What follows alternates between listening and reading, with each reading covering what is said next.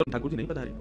जब वृषभानु के रूप में प्रकट हुए तो इन्होंने ठाकुर जी का यजन करना बंद कर दिया, ब्रह्मा जी का यजन प्रारंभ किया। ब्रह्मा जी से प्रार्थना की, ब्रह्मा जी प्रकट हुए, बोले क्या वरदान चाहिए? बोले वरदान आपसे नहीं चाहिए, वरदान हमको किसी ने कहा था कि वे हमारे यहाँ पुत्री रूप धारण करके आएंगे, मुझे लगा वो कहीं भूल नहीं गए हो, इसलिए ब्रह्मा जी आप बहुत करीब हो ठाकुर जी के, आप उनको जाकर के संकेत करो कि कोई आश में बैठा उनकी में। जब से मोहिनी स्वरूप देखा तब से हम पागल हुए फिर रहे हैं, 33 कोटि देवताओं के मन में यही आता कब प्रकट होंगी दोबारा। कृपा करो, आप प्रार्थना करो कि वो पधारें। ब्रह्मा जी बोले आपके भजन में इतनी सामर्थ्य है कि ठाकुर जी मना नहीं कर सकते। बोले तो फिर मुझे विश्वास के लिए कुछ तो कहकर के जाओ। ब्रह्मा जी बोले मेरी जिम्मेवारी बन जाए, इसलिए चलो इस पर्वत के रूप में मैं विराज जाता हूँ। और बरसाना पर्वत के रूप में श्री ब्रह्मा जी विराज गए। ठाकुर जी आएंगे, मैं जिम्मेवारी लेता हूँ, इसलिए मैं ही पर्वत बन के बैठा हूँ।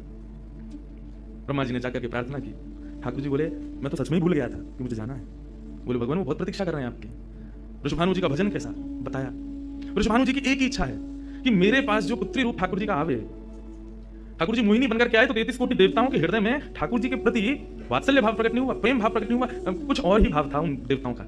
वृषभानु जी कह रहे हैं कि मैं ऐसी पुत्री पाना चाहता हूं जिसको देख करके काम नष्ट हो जाए, काम का भी मर्दन हो जाए,